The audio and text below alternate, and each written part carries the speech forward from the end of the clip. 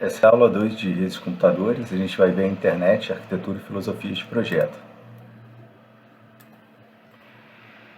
Na última aula a gente viu os componentes da internet, os hosts, computadores, vimos uma visão geral da internet também com seus provedores de acesso interconectados, a sua estrutura para essa interconexão e os conceitos de protocolos, convenções e comunicações que definem os formatos das mensagens e ações que vão ser tomadas. E eles que são os que possibilitam a comunicação entre os elementos e os hosts fim a fim, certo? Os enlaces também, a gente viu as características deles, são responsáveis por interligar dois ou mais dispositivos, vão variar conforme o meio físico, a taxa de transmissão, comprimento, confiabilidade. Nessa aula a gente vai ver a história da internet, a motivação para vocês.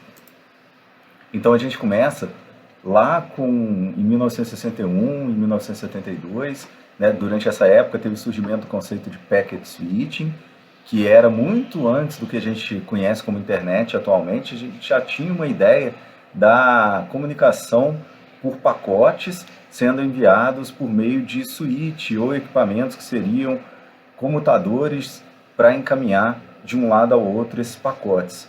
Em 61, Clay Rock mostra a efetividade desses packet switches utilizando a teoria de filas. Então chega um pacote, dois pacotes, até N pacotes, e esses pacotes são enfileirados e como vão ser tratados, vão ser encaminhados, vai ser o primeiro que chega, o primeiro a ser encaminhado, por exemplo.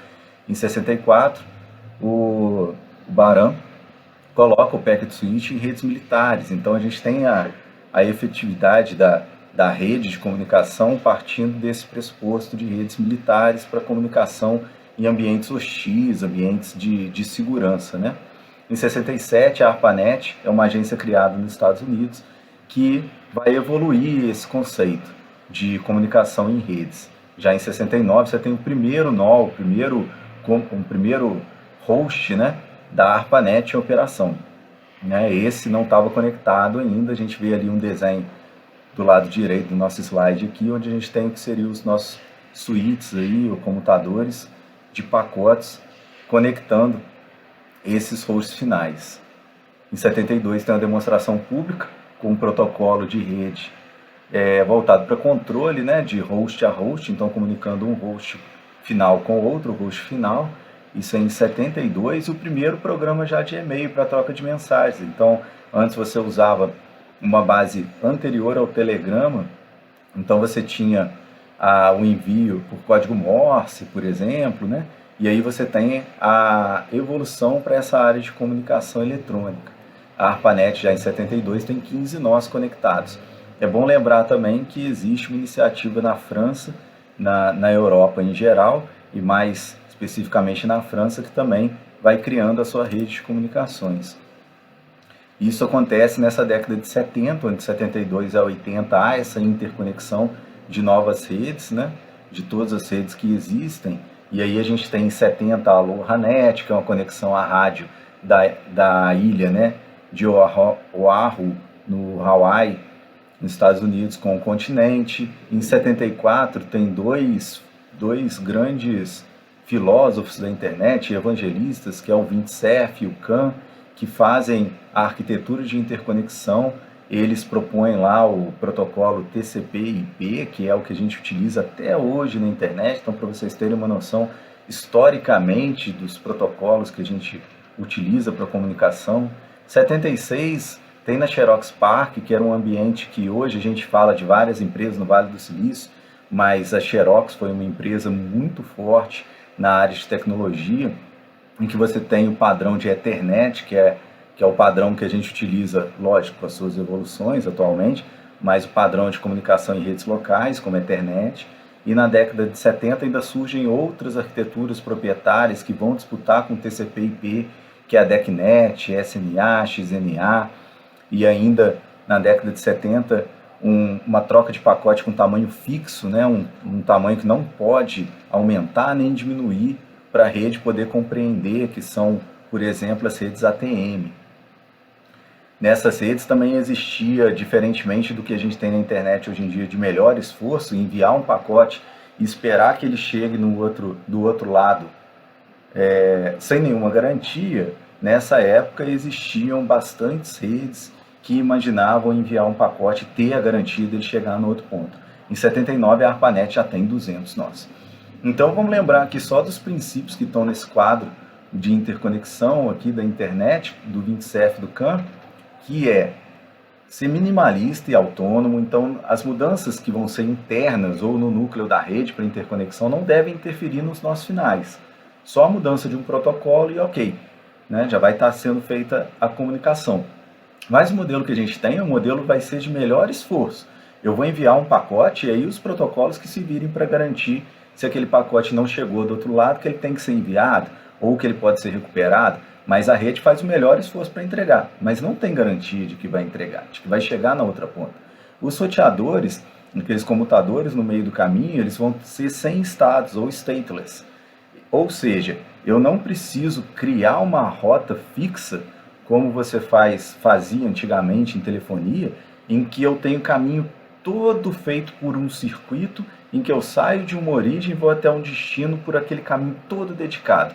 O que acontece agora é que chegou um pacote de uma origem A e outro pacote de uma origem B, eles vão estar disputando o mesmo meio e eles vão estar chegando nesse comutador que vai decidir para onde ele vai encaminhar o próximo salto. Esses princípios, eles definem a arquitetura da internet até hoje. E de 80 a 90, a gente tem uma proliferação de redes e diversos protocolos que vão sendo definidos. 82, 83 até 88, a gente tem protocolos como em cima do IP lá do 20CF, o TCP para comunicação com controle de congestionamento, e nessa parte de protocolo de transporte, né, na camada de transporte, esse protocolo de comunicação, como que ele vai ser feito, outros protocolos na camada de transporte, do TCP. Na camada de aplicação, a gente tem outros protocolos como SMTP, que é para envio de e-mail, para a definição DNS, que é aquele resolvedor de nomes, né, para identificar que um nome que é fácil da gente gravar, www.ufjf.br, é muito mais fácil de gravar do que 203.130.44.11, por exemplo, né? O FTP, que é para troca de arquivos, é um protocolo da camada de aplicação que envia arquivo e pode baixar arquivo, né? E vão surgindo outras nets, outras redes, né? Além da AlohaNet, e a gente tem então redes como CSNet, BitNet, NSFNet, rede voltada só para pesquisa, rede só para militar, e aí a gente já tem a interconexão entre essas redes e conectando mais de 100 mil hosts na chamada, então, futura internet. Em 90 a ARPANET ela é desfeita e a NSF também tem a sua rede NSF, que é voltada só para pesquisa, também com restrições. E aí a gente começa a ter a internet aberta. Em 94 a gente abre a internet aqui no Brasil, e aí a gente tem vários provedores sendo criados e várias aplicações sendo construídas e novos protocolos. Na década de 90 a gente teve um boom da web, né? Então a gente tem protocolos como HTTP, linguagens, né, de sintaxe de diagramação como HTML, pelo Berners-Lee, o Tim Berners-Lee criou essas linguagens. A gente tem um boom também de navegadores como Netscape, Mosaic, hoje em dia a gente usa aí o Google Chrome, enfim. E outras aplicações tantas que surgiram, como troca de arquivos por peer-to-peer, né, o torrent, instantâneo, troca de mensagem instantânea. Então a gente tem aí, igual a gente utiliza o WhatsApp, Skype e outros tantos também. Então a gente já tem aqui na década de 90 até 2000 em torno de 50 milhões de hosts, 100 milhões de usuários.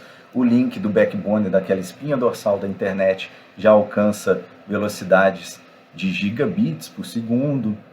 É uma evolução bem acentuada, né? De 2005 até hoje, a gente pode considerar em torno de 1 bilhão de hosts. Aí vamos contar tablet, PC, smartphone. Então, um desenvolvimento extremamente agressivo da largura de banda, utilizando fibra ótica e agora chegando fibra ótica até a casa do usuário final. Várias aplicações em cima da web que tem diversos usuários, bilhões de usuários, como Facebook, redes sociais ou troca instantânea de mensagem, né? Mensageiro instantâneo, como o WhatsApp, mais de 1 bilhão de usuários, o WeChat, Telegram, enfim. E outros provedores de serviços, que eram provedores somente de conteúdos, que também vão virando provedores também de internet, que é o caso do Google, a Microsoft, a Google com a sua própria rede nos Estados Unidos, e mais do que isso, voltado ainda para o seu serviço. Netflix também, né? A gente pode já imaginar ela como um provedor de serviços global, que utiliza essa grande rede para fazer comunicação, streaming, o YouTube, enfim. E grandes e-commerce, né? Como a gente vê aqui, apoiados em nuvem de serviços, né? Nuvem de servidores, com as suas redes próprias conectadas na internet. Então a gente tem a Amazon, enfim, a gente tem Google Cloud e outras tantas mais.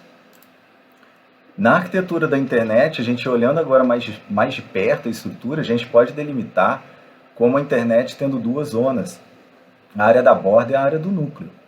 Na borda a gente vai ter os hosts e servidores finais e as redes de acesso que interconectam esses hosts ao resto da internet, e um núcleo da rede com os roteadores interconectados e fazendo a interconexão de redes. Os roteadores que permitem essa comunicação entre as redes locais, a sua casa e a rede de um provedor de serviços são chamados de roteadores de borda. São eles que te conectam ao núcleo da internet, a você conseguir alcançar o backbone, e ali para dentro a gente vai olhar com mais detalhes, mas hoje em dia o que importa para a gente é que eu envio um pacote para lá, não sei o que acontece, ele chega lá na outra ponta. Então ele passa pelo backbone, por todos os repetidores aqui, todos os roteadores, né, comutadores de rede, e vão chegar lá no seu destino. Dentro da borda da rede, a gente tem que os hosts finais, seu smartphone rodando um aplicativo, o seu notebook, o computador que você estiver utilizando agora, ele vai estar gerando pacotes pelas aplicações, e é a partir disso que ele está trocando dados. Então, se você está assistindo um vídeo, se você assistindo esse vídeo pelo YouTube, você está recebendo pacotes. Esses pacotes, por sua vez, vão ser abertos na sua aplicação, que é o seu navegador, que vai interpretar esses pacotes, remontar esses pacotes e mostrar para você uma imagem, colocar o som junto, enfim, né? Essas aplicações, então, são as responsáveis por gerar essas mensagens. O host, por sua vez, ele vai quebrar essa mensagem em unidades bem menores, que a gente vai chamar aqui de pacotes. Esses pacotes vão ser transmitidos no nosso enlace. Aí aqui a gente vê de novo aquela equação que é o tamanho do pacote, a quantidade de bits que a gente quer enviar, com a taxa que a gente consegue transmitir no nosso enlace. E aí a gente consegue ter uma mensuração de quanto tempo vai demorar para a gente receber um dado ou enviar um dado. Esse atraso na transmissão do pacote leva, primeiro de tudo, esse item, né, essa equação em consideração.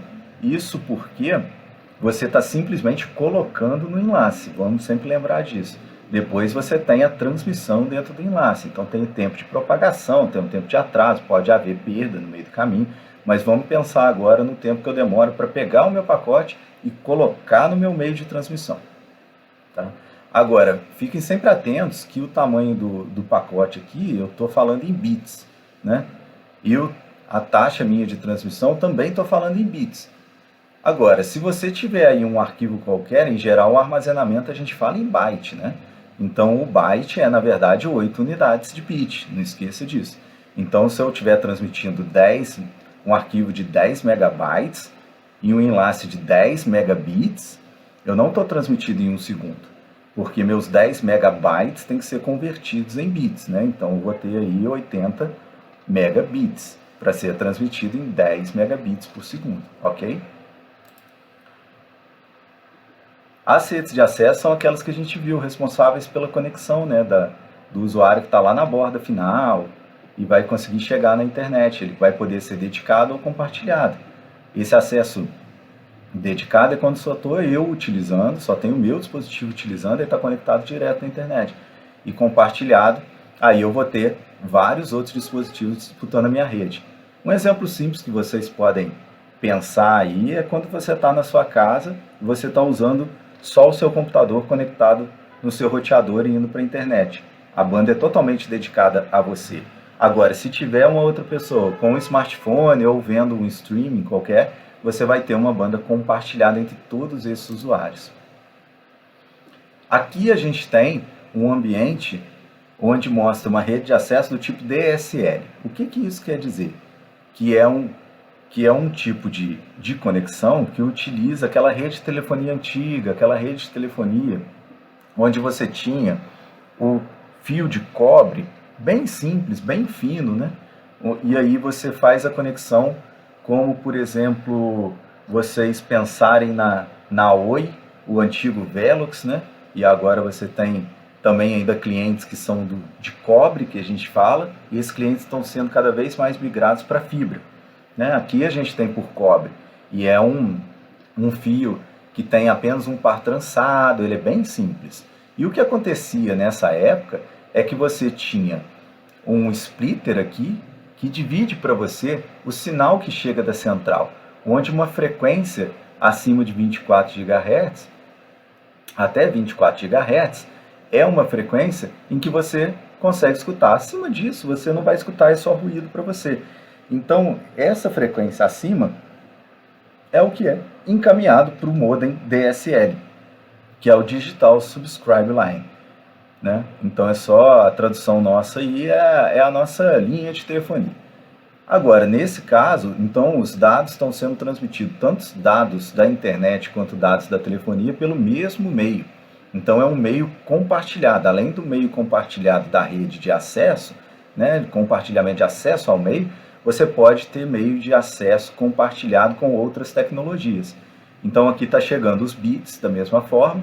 O que eu tenho é até 24 kHz indo para telefonia, para você escutar, e acima disso sendo o que eu estou recebendo de dados para o meu computador, que vai ser interpretado aqui com uma frequência alta, uma frequência baixa, vai me dizer se é 1 ou 0. E aí a gente tem taxas de upload e download, né, upstream e downstream, diferentes. Era o que a gente chamava de ADSL, ou assíncrono, em cima do DSL. A gente tem taxas menores para fazer o upload e taxas maiores para fazer download. Um exemplo de download é quando você quer baixar algum arquivo, mas antes, para baixar algum arquivo, você tem que resolver o endereço dele, você tem que receber qual que é o destino que ele está, né? A partir desse momento, você vai enviar uma requisição e depois você vai ficar fazendo só download dos pacotes. Então você precisa normalmente muito menos de upload do que de download. Agora, se você estiver fazendo um stream de um jogo, stream de um vídeo, você vai ficar fazendo o upload o tempo todo e quem está assistindo está fazendo o download. Aqui a gente vê o DS-LAN, que é um equipamento que ficava lá na central, e ele era responsável também por, no retorno, separar o que era voz e o que era dados. O que é dados tem que ir para aquela backbone de internet e o que é voz para o sistema de telefonia, para poder chegar até o seu destinatário. Ali a gente chama também de multiplexador, né? Esse DSL é um multiplexador que pega esses dois sinais, voz e dados, e consegue diferenciar. Aqui a gente tem um meio também compartilhado, que é esse meio de cabo de coaxial, onde os usuários estavam num tronco, funciona aqui nessa ponta da mesma forma. A gente tem um splitter aqui que separa o que é canal de televisão e o que é dados. Então se a gente pensar na net, ela funciona dessa forma. A gente tem então a multiplexação aqui por divisão de frequência, onde certas frequências vão estar alocadas aos canais de televisão e outras frequências vão estar alocadas para os dados. E ainda pode existir uma outra frequência qualquer aqui que corresponde ao dado de controle, né? Dizendo se sincronização de relógio, algo do tipo.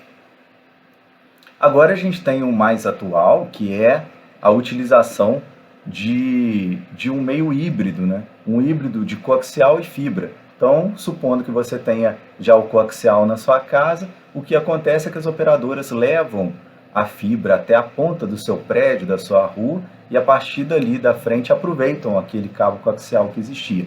Também existe assimetria nesse ambiente e você pode, então, você está compartilhando o meio entre vários usuários. Os canais de televisão, por exemplo, podem ser os mesmos canais para todos, não tem problema, desde que chegando no splitter e no decoder aqui, ele saiba que aquele usuário contratou ou não aquele canal. Agora, no cable modem do usuário, ele tem que pegar exatamente os dados que são enviados para ele, né? Porque não faz sentido um outro usuário estar vendo um streaming de vídeo e eu ficar recebendo o mesmo dado que ele. Mas isso vai ser filtrado só no cable modem. O meio aqui é compartilhado. Então a banda total é compartilhada entre todos os usuários. A gente não tem dedicação de um cabo só para a gente aqui. Aqui tem uma pergunta que as casas compartilham a rede de acesso, a banda, até a central. Tem colisão? E na volta? Se todos enviam no mesmo momento, sem ter o canal dedicado, eles podem sim ter colisão. No momento em que eles vão até a central, eles podem ter colisão. Agora, a volta, em geral, o que acontece é que você tem um canal dedicado para receber o que você requisitou. Então, você não tem colisão na volta. Essa é a resposta dessa questão, tá? E é diferente do DSL, que possui o acesso dedicado. Isso porque você já tinha aquele legado de rede de cobre com aquele cabo seu de telefonia, que era dedicado.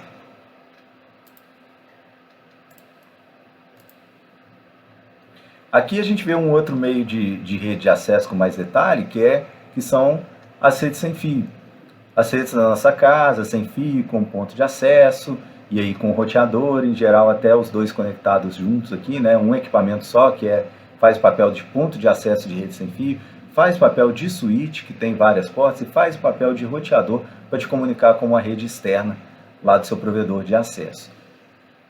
E tem as redes também WAN, que são aquelas redes de maior alcance, então aquelas estações básicas, rede de telefonia, que alcançam os celulares aí quando você utiliza o seu 3G, 4G, são elas que são chamadas de WAN sem fio. E LAN sem fio são a Local Area Network, ou redes locais, no caso aqui, sem fio, né? E aqui é o Wide Area Network, que é uma área mais abrangente.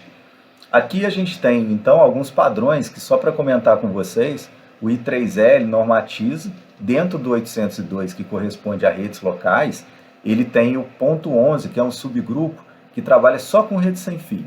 O ponto 3 aqui é o rede local, só que cabeado. 802.3 é rede local, ponto 3 cabeado. Ponto 11 é sem fio. E aí existem vários padrões, B, G, N, AC, cada um com as suas particularidades de modo de envio de dados, e aí a quantidade de capacidade do enlace, né, que ele consegue enviar, até, por exemplo, 1.69 gigabits por segundo no AC. Da mesma forma acontece na WAN sem fio. Em redes de acesso institucionais, a gente pode imaginar aí o FJF, onde a gente tem aqui um switch interligando equipamentos locais. Aí cada um vai conseguir se comunicar aqui sem ter colisão internamente, porque eles não estão no mesmo cabo. Eu tenho um cabo direto para esse equipamento chamado switch. E pode ter também no switch um outro equipamento que é esse ponto de acesso aqui sem fio, que a única coisa que ele faz é conectar de maneira sem fio, como se fosse um switch também, os diversos equipamentos. Eles podem estar então conectados ao seu roteador, que vai ser o seu roteador de borda, que vai conectar lá no provedor de acesso da instituição. Dentro da instituição, normalmente também você tem o roteador comunicando com o switch, que fala com vários servidores. Esses servidores ficam acessíveis internamente e podem estar acessíveis também externamente. É o caso do servidor que hospeda o SIGA, por exemplo, né? Tipicamente, essas redes locais, elas variam de 10 megabits por segundo até 10 gigabits por segundo. Isso é conforme a tecnologia que a gente tem na nossa placa de rede. E também o protocolo que a gente está utilizando, tipo Ethernet, se ele suporta isso. Além do cabo de conexão. Nas redes domésticas, a gente aqui está dando só um zoom do que acontece, né? Vendo com mais detalhes ali, chegando no nosso modem, que seja DSL, seja por cabo, seja de fibra. E aí tem o papel do roteador aqui, que depois de modular e demodular os dados dos pacotes, né, o sinal que chega de fora, ou o sinal que está vindo de dentro para fora, e colocar no formato correto para acessar aquele meio físico ali, a gente tem um roteador que faz a comunicação lógica entre a rede local, que vai ter os seus identificadores, com a rede externa. Normalmente, o que a gente tem hoje em dia é que esses roteadores, além de poder fazer essa interligação entre rede local e rede da internet, rede do seu provedor regional, você vai ter também funções como ter um firewall ou ter um tradutor de endereço para endereços identificadores desses dispositivos aqui internos conseguirem falar com a rede da internet que tem outros endereços. E aí você tem aqui a descrição de cada um do ponto de acesso sem fio, os dispositivos. E o que acontece muito hoje em dia é combinar essas caixinhas separadas. O ponto de acesso já é, como eu comentei antes, né? O roteador e também já é o modulador, demodulador aqui, o modem. Então você tem isso tudo em um equipamento só. Já no núcleo da rede, a gente consegue ver a malha de roteadores interconectados. São eles que vão fazer a comutação de pacotes e o encaminhamento de um pacote que chega de uma origem para um destino. Eles vão ter que olhar algum identificador, algo que diga para eles para qual roteador eles vão encaminhar. Então o roteador recebe um pacote e ele decide, eu vou para esse lado ou vou para esse lado, vou para a porta 1 ou para a porta 2. Depende do destino. E isso acontece, essa determinação, né, essa decisão, ela acontece a partir de algoritmos de roteamento que vão decidir um pacote que chegou com endereço de destino tal, eu olho a sequência de bit dele e falo, vai sair pela porta 2, porque é lá o próximo salto que sabe como chegar naquele destino. Cada um dos roteadores tem a sua tabela de roteamento ou tabela de encaminhamento, que equivale ao valor de cabeçalho da quantidade de bits do pacote de destino. Então vai dizer para mim, batendo, se o valor é esse, eu vou então sair pelo link da porta 3, por exemplo. E quem decide isso, o que é melhor de fazer e como decidir para se montar essa tabela de encaminhamento, são algoritmos de roteamento que a gente vai ver mais à frente do curso. Aqui a gente tem uma ideia de como que acontecem os saltos, né, que eu comentei já anteriormente, onde cada roteador aqui estabelece um salto para você chegar até o seu destino. Então, um pacote enviado por um roteador, ele vai ter N saltos entre os roteadores até chegar ao seu destino. Um programa interessante é o traceroute. Com o traceroute, você consegue descobrir qual que é a rota que você está passando, né? Qual que é a rota que você está executando até chegar a um destino qualquer.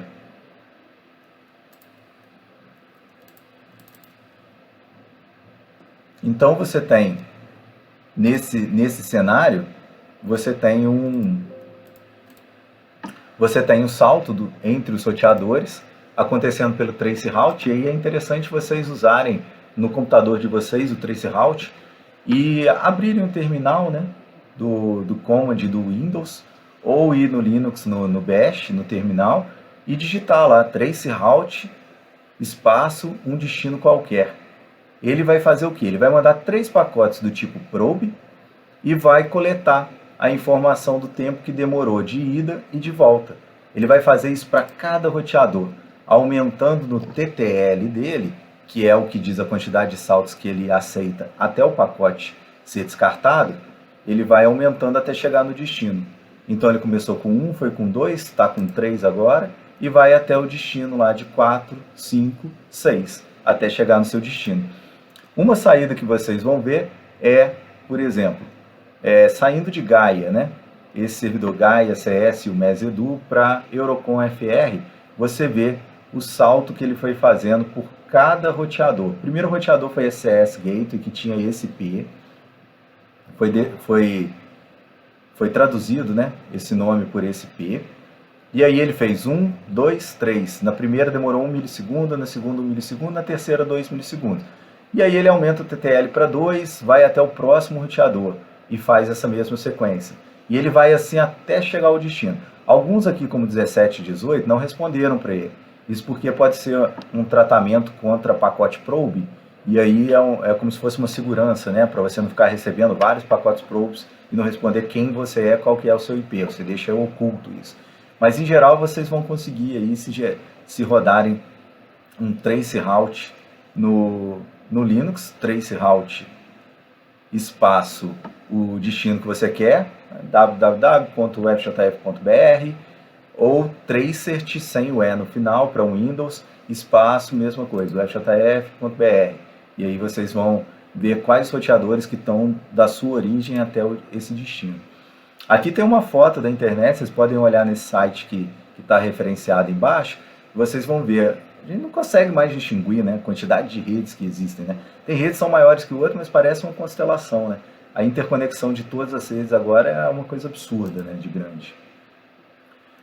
As filosofias e princípios da internet que a gente vai ver agora é manter a administração descentralizada, então a gente quer que realmente vários provedores se conectem, mas a gente não quer ter um poder único. Então sempre que existe alguma discussão sobre o poder da internet e regular a internet, a gente sempre vê uma discussão grande, porque o princípio filosófico inicial da internet é que ela é descentralizada. E aí você tem um esforço coletivo que gera a comunicação entre todas as redes. Mas você não tem um único proprietário da internet, né? São diversos provedores que formam a internet. Fora isso, tem as aplicações também que têm a sua liberdade e que podem prever uma privacidade, até respeitar as leis dos países conforme a privacidade. Enfim, né? Uma rede colaborativa surgiu dessa forma no meio acadêmico e é essa filosofia até hoje. Não existe um meio regulador em que você tenha uma aplicação tomando conta do que acontece, a não ser que a política do país faça isso. Mas em países democráticos a gente não tem essa filosofia de controle da internet. A gente mantém os princípios filosóficos iniciais. Mas a gente precisa de uma uniformização, que são os protocolos, né? Os protocolos e os que vão ser estabelecidos e que todo mundo precisa utilizar, porque senão os equipamentos não se comunicam.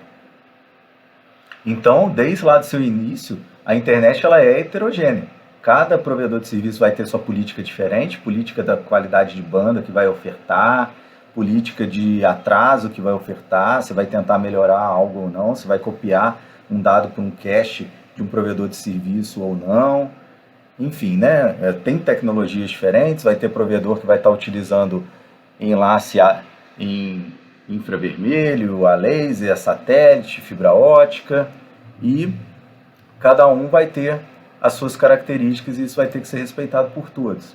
Agora, o argumento fim a fim, ele vem lá de 1981, por David Clark, né? E isso acontece, e acontece até hoje, como uma forma de gerar uma conexão entre um host final e outro host final. E o núcleo da rede, ele parte do princípio de que você não precisa saber o que está acontecendo. As aplicações não precisam saber desde a ponta o que está acontecendo no meio. Agora, um desses argumentos também é que a transmissão de arquivo entre dois computadores chegue íntegro ao seu destino. Pode ser que a sua aplicação não se importe com isso. Então, se eu estou conversando em voz sobre IP e eu perco algum pacote, às vezes não tem problema. A voz fica um pouco cortada, mas também não vale a pena eu tentar retransmitir aquele pacote, porque vai ficar com um atraso na conversa, né? E vai ficar sobrepondo a voz da pessoa. Então é melhor eu perder aquilo e continuar. Mas um dos objetivos pode ser que o pacote chegue íntegro até o destino.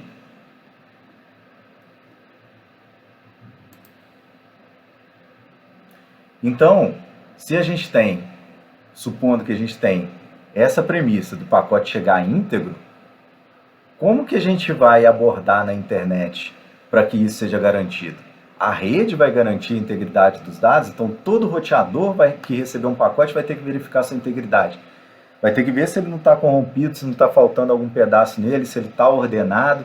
E aí, se chegou para ele não íntegro, ele vai pedir uma retransmissão, me manda de novo os dados, ou chegou fora de ordem. Como que isso vai ser feito, né? Isso também seria suficiente? E aí a gente já imagina que não por conta dos motivos de quem vai garantir que o arquivo também saiu íntegro do host inicial, do host de origem. E quem garante que a verificação também desse pacote não falhou no meio do caminho? Quem garante a implementação desses roteadores no meio da rede, já que é todo mundo independente? Então, em resumo, em última instância, o receptor ainda precisa verificar a integridade, não tem como ele confiar em todos que passaram no meio do caminho. Além disso, a gente não quer adicionar complexidade no meio da rede. A gente vai acreditar que está funcionando os roteadores intermediários, mesmo a rede sendo heterogênea, né?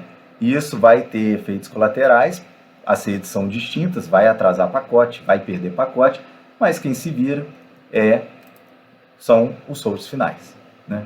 Vamos deixar para os hosts finais, então, como alternativa melhor, ou pelo menos mais factível no momento, para gerar menos problema.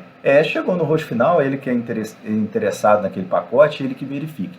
Ele faz verificações, se precisar, ele pede para o host lá de origem para reenviar para ele. A gente mantendo isso nas pontas, a gente deixa a inteligência só nas pontas, a gente não precisa incorporar a inteligência no núcleo da rede. A gente mantém o princípio do argumento fim a fim. Só os hosts finais é que têm inteligência e precisam saber disso. É claro que assim, há a vantagem de colocar funcionalidades no meio da rede, né? Você pode ter equipamentos que otimizem, melhorem, sabendo qual que é o tráfego que está passando por ali, se o cliente tem uma prioridade maior do que o outro, e implemente aquela prioridade, dê mais banda para ele já no meio da rede. Mas, como princípio geral, isso não deve acontecer. Isso, em geral, acontece mais como política e a parte mais comercial dos provedores, né? Filosoficamente, isso não deve acontecer. Uma analogia que a gente tem é RISC-CISC de arquitetura de computadores. É só para vocês pensarem, né, que a gente tem uma arquitetura mais simples e que a gente consegue executar as mesmas ações fazendo várias operações, né, com o RISC. E você tem o CISC como uma arquitetura de computadores que a gente tem de processador, né, que a gente tem várias funções já complexas sendo suportadas pela CPU, né? Então, o que é melhor? Na verdade, a gente está aqui tentando deixar o mais simples possível e chegar de uma ponta a outra ponta os dados sem inserir complexidade no nosso ambiente. E segue também essa filosofia da navalha de Ockham, né? Que é um princípio lógico que guia essa escolha de explicações dos fenômenos. Se você tem várias explicações plausíveis, vamos optar pela mais simples, né? Essa é a filosofia que a internet também utiliza. Com esse argumento fim a fim e inteligência nas bordas, a gente deixou o núcleo simples e a inteligência só nos hosts finais. Isso a gente acredita que o núcleo vai conseguir processar um volume muito maior de pacotes, porque ele é muito mais simples, ele é muito mais rápido, então ele tem uma escalabilidade muito maior, né? Não estamos fazendo nenhuma verificação no meio, a não ser simplesmente qual que é o destino daquele pacote. Agora, o volume de tráfego também na borda ele é muito menor, só chega para você o pacote que você realmente está requisitando. E só sai do seu computador, do seu host de origem, o pacote que você também está enviando. Então a escalabilidade ela é muito menos complexa, né? Aqui é só, por último, a gente tem a oposição das redes de telefonia, onde o núcleo lá é muito complexo e a borda é muito simples. O telefone ele não sabe de nada, ele quer falar com o destino, ele digita um número e no meio da rede de telefonia são criados todos os circuitos, mantido o estado, e aí faz toda a comunicação. Quando você desliga, você também starta um outro processo de desmonte daquele circuito no meio do caminho. Então o nosso princípio é, na internet, vamos utilizar o KISS, Keep It Simple Stuff, que é um princípio originado lá da Marinha Americana da década de 60 e guia vários projetos de internet. Até quando vocês desenvolvem software, acredito que também utilizem esse tipo de filosofia, né? Vamos tentar deixar o mais simples possível para a gente poder ter menos trabalho, menos complexidade, vamos tirar qualquer complexidade se necessário, porque a gente consegue dar manutenção melhor, consegue escalar melhor, né? Como resumo dessa aula, a gente viu a arquitetura da internet com borda e núcleo, a gente viu também as redes de acesso com um pouco mais de detalhes, as múltiplas tecnologias voltadas com DSL, Ethernet e Wi-Fi. Às vezes elas são combinadas, né? A gente tem um ponto de acesso Wi-Fi, falando numa rede cabeado e conectando seu roteador de borda para falar com o seu provedor de acesso. A gente viu que o roteamento ali, o encaminhamento feito pelos computadores no meio da rede, eles ficam no núcleo da rede, tem aquela responsabilidade de encaminhamento dos pacotes, e eles não vão precisar de muita complexidade, porque a gente está mantendo a filosofia da internet, né, de só permitir a inteligência nas pontas das redes, e no meio da rede a gente tentar deixar isso o mais simples possível. E a gente viu, em geral, aqui os princípios e filosofias também que foram empregados lá do início da internet para justificar algumas coisas do que a gente vê acontecendo até hoje no desenvolvimento da internet. É interessante fazer só um comentário complementar aqui, que são as redes definidas por software, onde hoje você está tendo os computadores no meio da rede com um pouco mais de inteligência.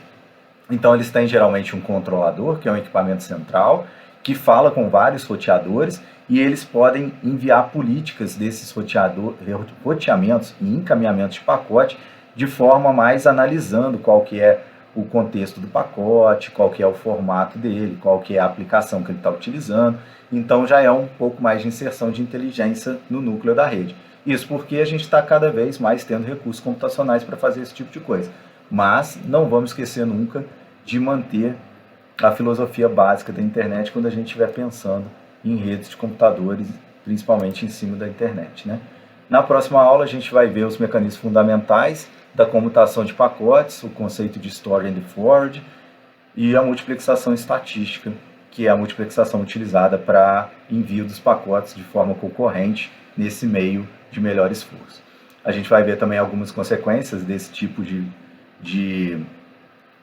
utilização do store and forward de pacotes, a comutação por multiplexação estatística, que é a geração de enfileiramento de pacotes, e é o que vai gerar também perda de pacotes e também vai gerar atraso nesses pacotes para serem enviados de um lado para o outro.